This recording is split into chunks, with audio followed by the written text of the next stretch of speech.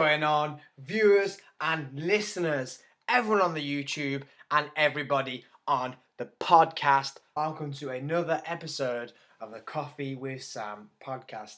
Other competitions are available to all the listeners. I'm sat here in a bright blue Jamfest t-shirt with a bright blue light behind me. I didn't plan it, honest, but Jamfest, great competition. But there are other competitions available. So today's guest, guys, he is currently a doctoral researcher at Birmingham City University, investigating the health and nutrition of adolescent swimmers alongside a novel ingestion strategy of sodium bicarbonate, and whether this can improve swimming athletic performance.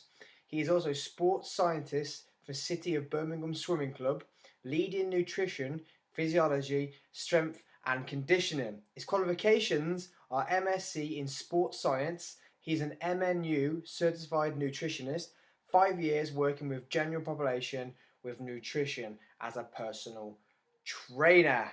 Woo! So this dude is qualified up to the hilts, and in this episode we talk about all things portion control, nutrition strategies, and what athletes and general population should be looking to adhere to or try to change in this very, very weird time. Let's get into the podcast and see what he has to say. Roll the music. Gosh, there we go. Yeah. How are we? Oh, good, thank you. How are you? I'm good. I'm doing well, as much as we can do. Do you know what I mean? Yeah, I quite like being indoors, so it's not a problem for me. No, it's just you do a few jobs and then you're like, oh, I'll go do this. Nah, I can't leave the house. Yeah. Well, I've been out once today. That's it. Oh yeah, where you been? Just went for a walk. Where you been?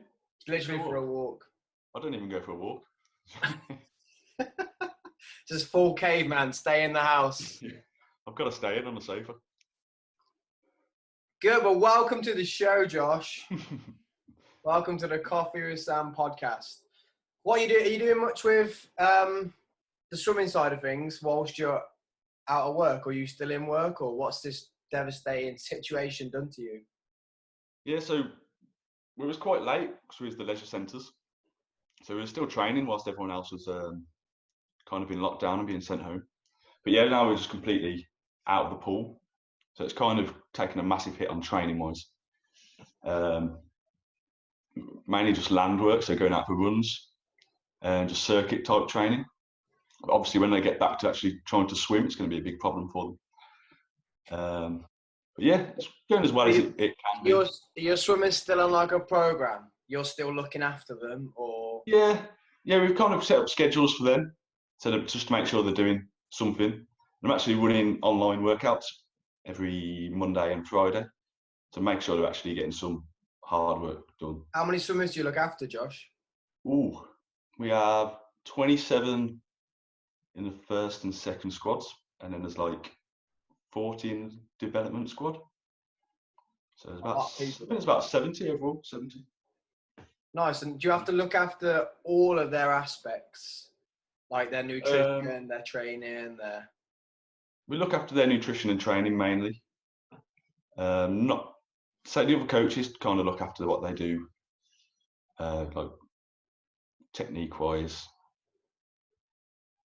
Yeah. No, it's just mainly their nutrition. You as much of a swimming coach, Josh. So. I haven't got a clue about swimming at all. Can't remember the last time I went for a swim. But it's mainly the nutrition of the older guys, the ones that are actually going to be competing. And over this time, what have you guys put in place as in a goal to keep the athletes mentally focused? We do keep up, so just have like video meetings with them on at least a weekly basis.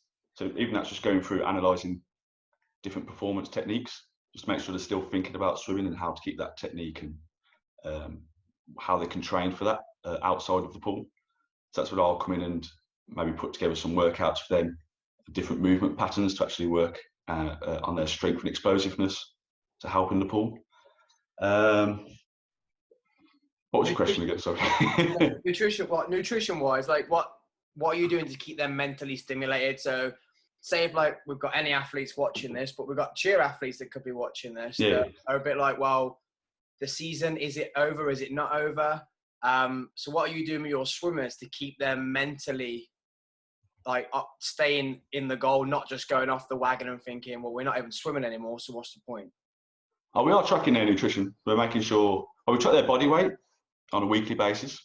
Yeah. Just to make sure that their energy intake is meeting their demands, so they're not actually going off the wagon, as you said, and just overeating and putting quite a bit of weight on, which is going to be quite a struggle when they get back in the pool, because it's going to be quite a bit slower. So we're making sure that they're around their energy intake. We're also kind of tracking what they're eating, so we ask for a food diary every 2 to 3 weeks. So like a 3-day photo food diary where we can give feedback over WhatsApp as well. So just making sure they're not going completely off the wagon.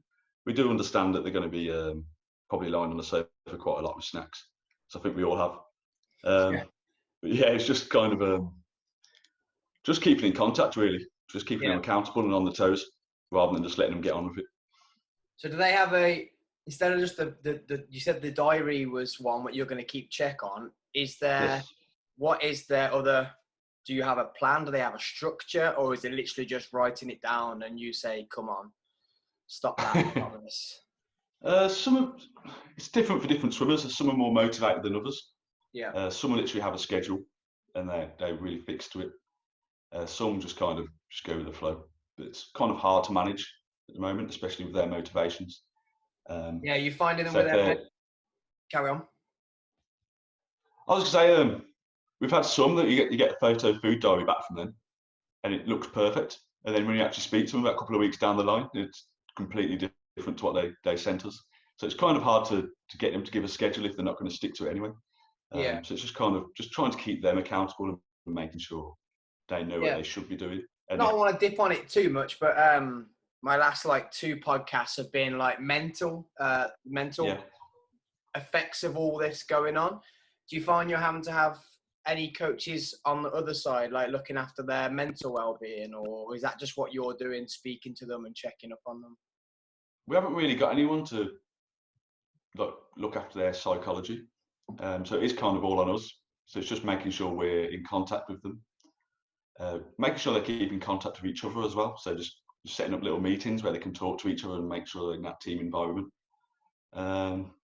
It is mainly just us going out there and getting in contact with them and just asking how they're doing, and just making it seem as normal as possible. So I think that's what they're lacking, really, is that normality in their schedule, isn't it?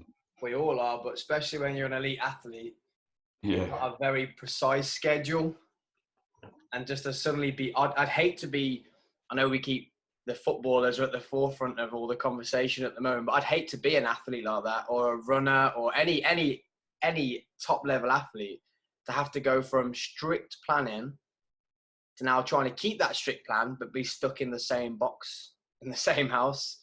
I can't imagine what that must feel like. And I say it's even more of a job for you guys then to keep on top of that. Yeah, it's very hard, really, isn't it? It's kind of trying to tell them that everyone's in the same boat, that everyone's going to be struggling with regards to getting their training done and keeping on top of their nutrition. So just trying to be better than them.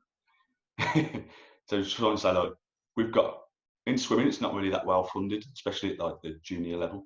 Yeah. So for us to have nutrition and strength support is kind of a lot higher than a lot of the clubs around. Just trying to maintain that, actually, because you're getting this level of support, you're probably going to be in a better position when we get back, even though you don't feel like you're working towards anything at the moment. Yeah, because they've actually got people there, whereas some clubs don't have the funding to even have you guys there, let alone mental well-being coaches. And a lot of clubs have shut down completely, not even in training, not even having anyone look after them. So they're literally doing nothing at the moment, just sitting around. That's what it's like at cheer at the moment. So a lot of it's not paid work, but you feel like as a coach, you still have to, even if the season's over, you still feel like you've got to be checking up on your team daily, or we'd be checking for a half an hour cheer session when we would have been training normally. Do just because you start to think about that, the mental well-being and what's the point? Yeah. So you say, even if I know a lot of cheer teams are still paying coaches to do full-on sessions, but a lot of ours is structured where you're going, it's not paid work, but you're doing it just, you feel like you have that duty of care to. So yeah, your team's pretty lucky that they've still got you guys on hand. Yeah. It's quite worrying actually for the older guys that are going off to university. So they're like, they haven't really got anything to work to. So they're just back out of swimming completely at this moment in time. So they're not really training for anything. They don't know when they're coming back. So that's another worry that we do have on our hands. So people might be actually just getting to the normality of sitting around and not grafting in training, because they train 8 times a week. So they're getting up at 5 a.m. every morning to train and to go to school. Are you finding that a battle as their strength and nutrition coach, that to try and keep them on that structure but not be too much of a pressuring arsehole? You're like there all the time, but do you feel like that you're struggling to keep that in them when they're not actually leaving the house, or they're not actually doing the sport that they train to do? Yes and no, really. I think, again, it just comes down to their motivations. Some of them are really keen and engaging with a lot of the stuff we're putting on. Yeah. So we're doing like cooking workshops, so like virtual cooking workshops, virtual performance analysis, and people are getting involved and asking questions and really into it. And then there's others that don't really show up, or they haven't really been engaged in it. Yeah, so it's kind of hard knowing where they are, because we can't actually go and speak to them. Just send them a message or just try and call them. Yeah, and you feel at this time you can't be too pressured. It's not like you're in a season. It's like, bro, you're gonna mess up your time. It's a bit like you can't be that forceful because we're all in a shit situation. So you kind of just have to, like you say, leave them to it, send them a few messages, and yeah, but it is real tough. So with what you were mentioning about how you're getting them to manage their intake, what would you yourself, if you had maybe your top 5 or top 3 for an average person or an athlete be to try and manage that intake? Yeah, so basically it's portion control. So we tell all of our athletes that they want them getting something in before training, maybe have like a carbohydrate snack, just to make sure they've got enough energy, because they're going to train for like 2 hours in the morning, and then make sure they're getting a good, healthy, like quite high calorie, high energy meal after training. And then they're going to school and then going to training again after school. So they're going to be having more snacks and having the high calorie drinks to make sure they're getting that energy in. And now they're going to a period where they might be training for half an hour a day. So it's just trying to get them to change that mindset completely. So yeah, portion control is a massive one. I spoke to someone yesterday, and she was like, I'm still trying to get my breakfast in. I'm still trying to have a carbohydrate snack before my training. Then she's only going for a half an hour run as opposed to 2 hours of constant swimming. So it's a massive, massive difference. It's just trying to say, like, chill out a little bit. More of like a mindset of portion control of that. They're not fueling to work out anymore. Yeah, so they're fueling just to survive type. Yeah, pretty much. Yeah. Before they're thinking, get the carbs in, get that high calorie meal in, because I'm about to go train. I need to fuel for 2 hours. Instead of that, now just thinking, well, your body can survive doing 30 minutes of jogging. Start eating, and like the portion sizes, you got to think more of just for you to survive than for you to actually be able to train full out for 2 hours. So kind of as a rough guide, we'd say like half a plate being carbohydrates, a quarter of a plate being proteins, or and then maybe a quarter of a plate vegetables. Now it's probably just, we've put out a bit more information to swap that around to maybe half a plate of vegetables. So we're still getting that high quality food in, getting quite a lot of fibre in. So fibre being highly satiating, can help you keep fuller for longer. Yeah. So hopefully there won't be any motivation there to snack in between meals. And also just keeping that protein up. So protein again is quite filling, but something they need just to keep their muscle mass up if they're not going to be training as hard. I don't know what it's like in cheer. How long do you train for in cheer? 3 hours. 3 hours? 3 hours on a, so the session, but Yeah, maximum 3 hours. So 7 till 10 would be my team. Some teams are smaller, some teams but you're going to look minimum 2 hours, 2.5 hours. I mean, so you got that. Some teams could be once a week. Some teams could be 4 times a week. So you got that stimulus really of throwing people around for 3 hours, whereas now you're not really using them same kind of muscles. So make sure protein's in is going to be one for actually keeping that muscle mass and keeping that strength up whilst the training load's reduced. So protein and fibre is going to be one for keeping you fuller for longer and actually helping reduce the want to eat more. Therefore, like snacks and hopefully having smaller meals. So actually getting more nutrient, less nutrient density, sorry.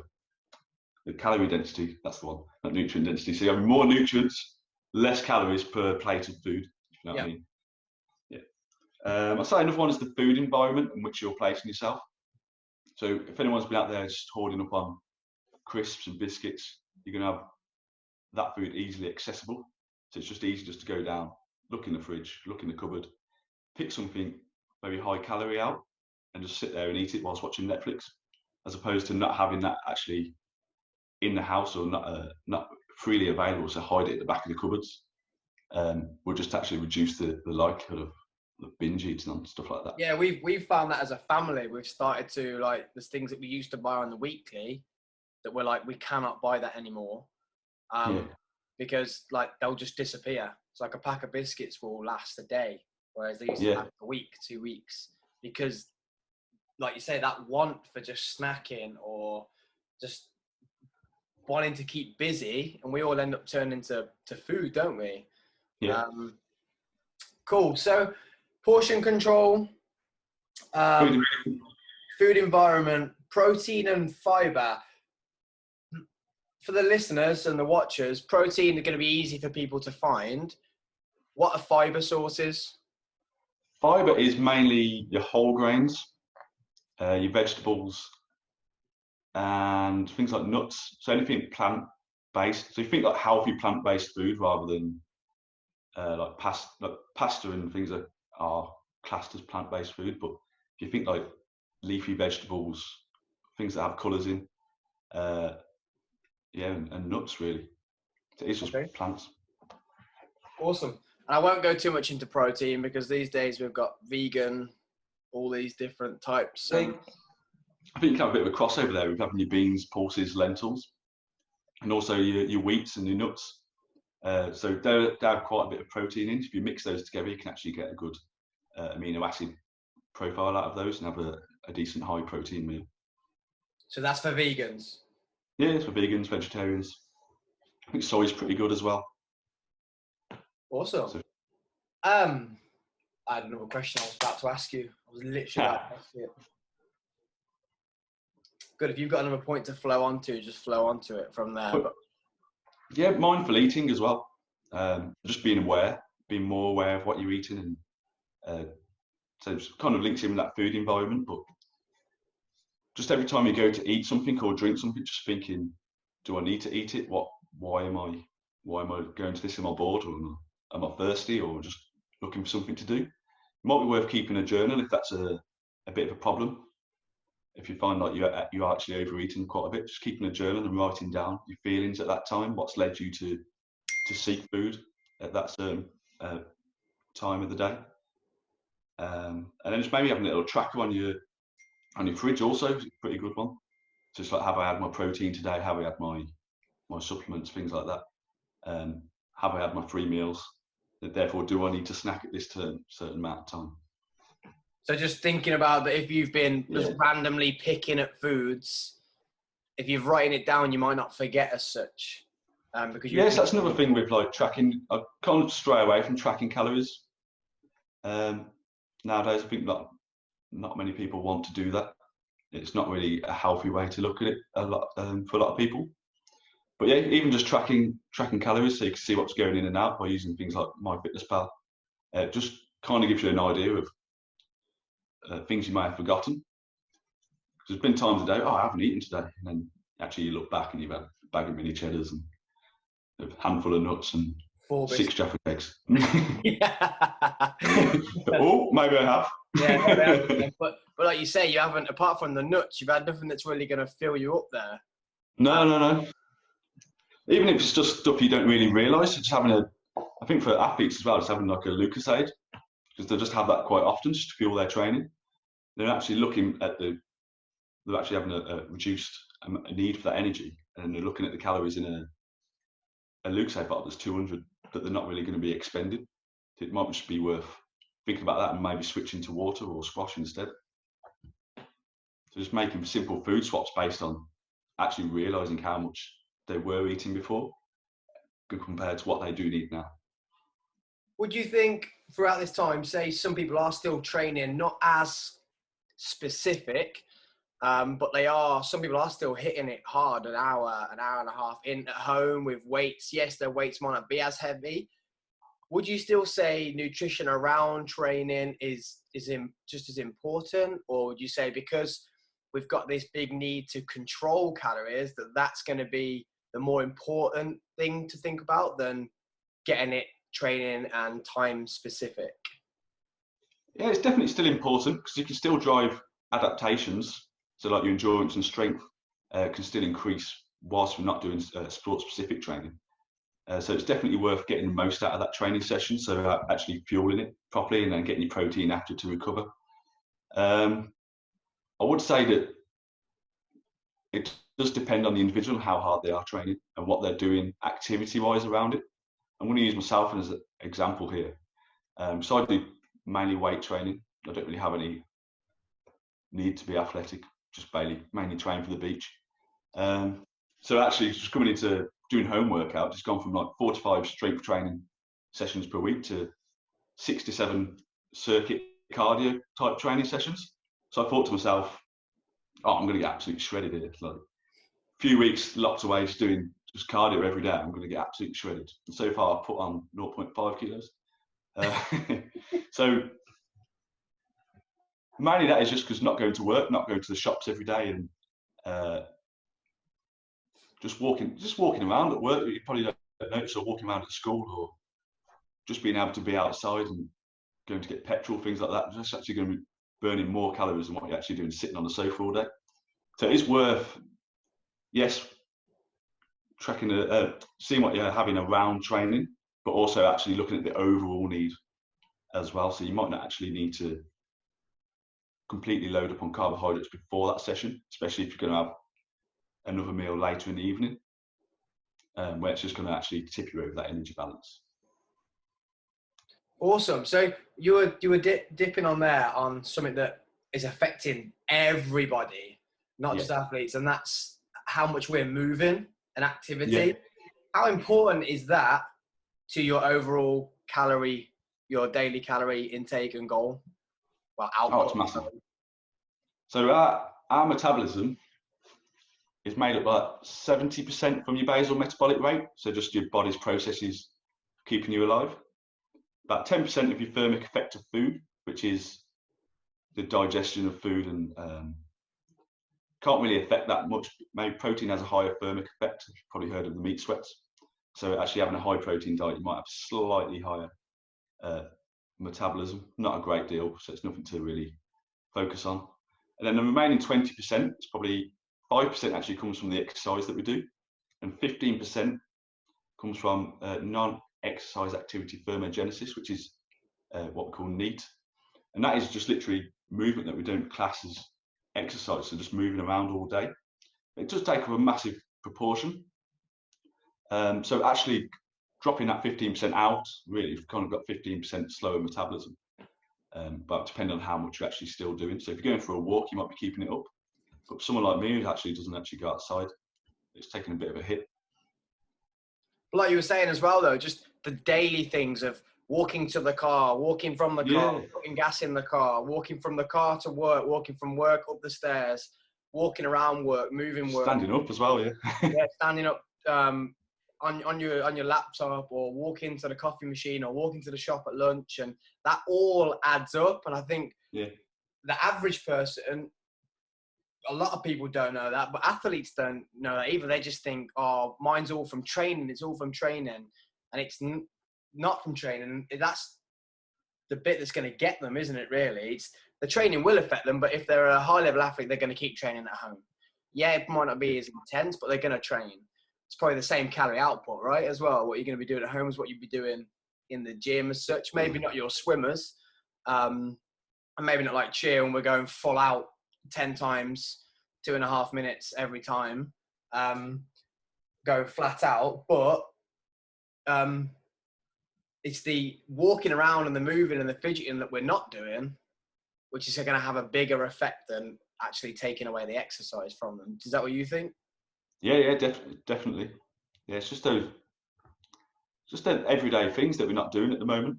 So even just going to the gym, you're still walking from machine to machine, as opposed to just staying in one place, staying on the floor and doing a bit of circuit type training with your body weight.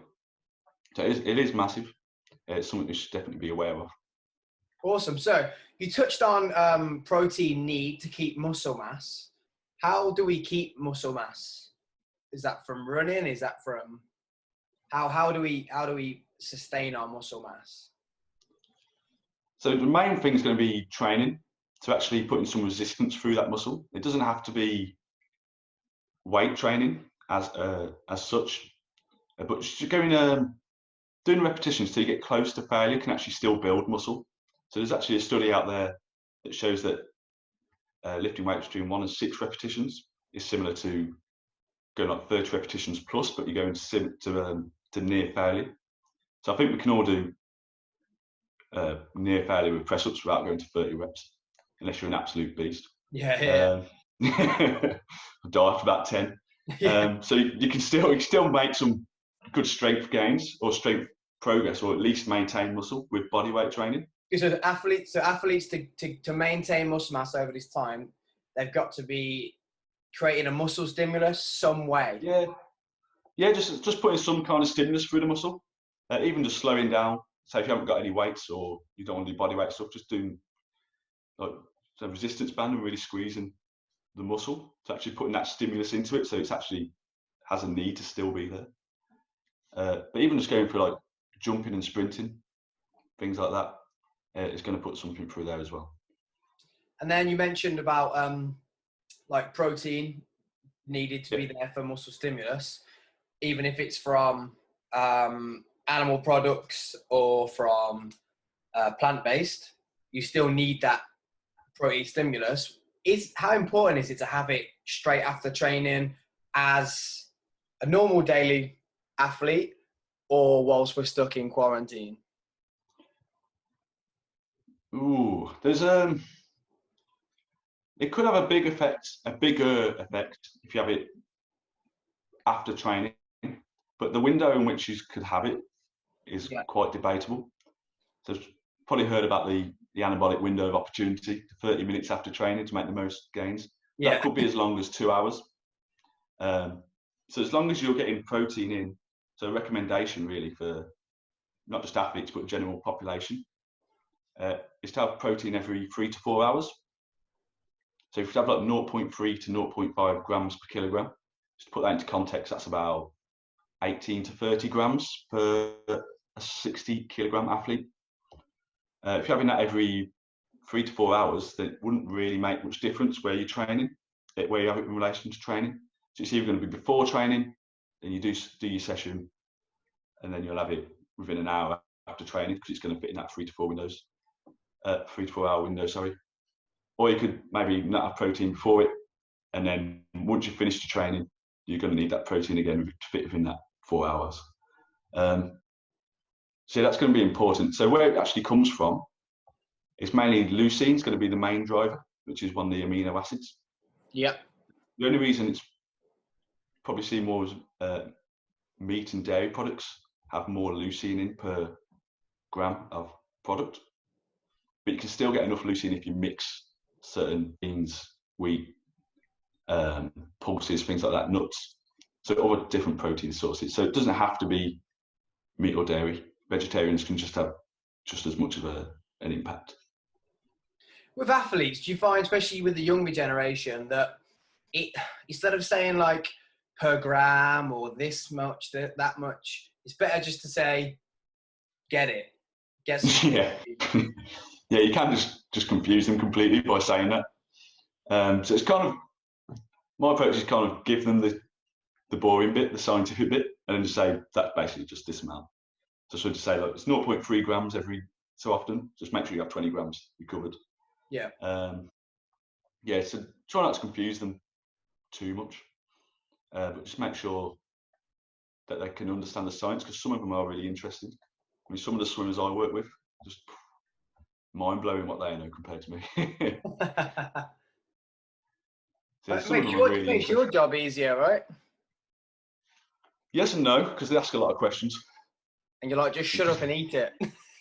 Yeah, one of them was asking me, like, because nicotine's a stimulant, shouldn't we be having that before we were going into a race? Couldn't actually argue against him, but no. Yeah, let me look at the science and I'll get back to you. Yeah. But the science was good. I was like, oh no. Proper got me there. Well, sometimes you might disagree here. Sometimes you have to just go with not always go with science. Oh yeah. Go with. I mean, science is there just a guide. Everybody's different, aren't they? Yeah, not make it up, not just become some voodoo dude and just make some stuff up. But like you say, science says do this. Well, yeah, what happens if this athlete just does not want to do that? They're going to have to do this. Or science says nicotine's a great stimulant, but come on, look at the cons to it. Yeah. To that one pro of it being a stimulant. So would you have, what is it? I'm interested in that. So is that the same stimulant as a caffeine? Yeah, it's similar. I think it's just exactly the same sort of. Which is why people end up smoking, because they get not addicted, but it's that feeling of buzz, like. Yeah. So they get a kind of a buzz and that reduced tiredness, and then they could actually go and perform better. But I think it's a bit more addictive. Yeah. So it's not really worth it. Do you help the general public, Josh? Not so much anymore. Not since I've been in my current role. Do you put much out on social media? Not as much. I ain't got time to now. So I'm doing a PhD alongside. If any athletes, cheer athletes, or any athletes listen to this wanted to get in contact with you, do you help? Would they?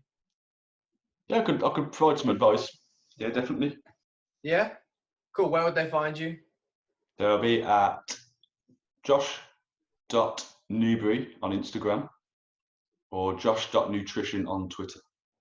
Good. Thanks for coming on, Josh. So athletes, cheerleaders, anyone watching or listening to this on the podcast, if you want to get at him, no stupid questions, because he's a very busy man, looking after 50-odd 70 national swimmers.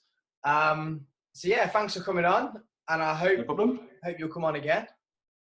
Yeah? Definitely. Yeah. Catch you later, dude.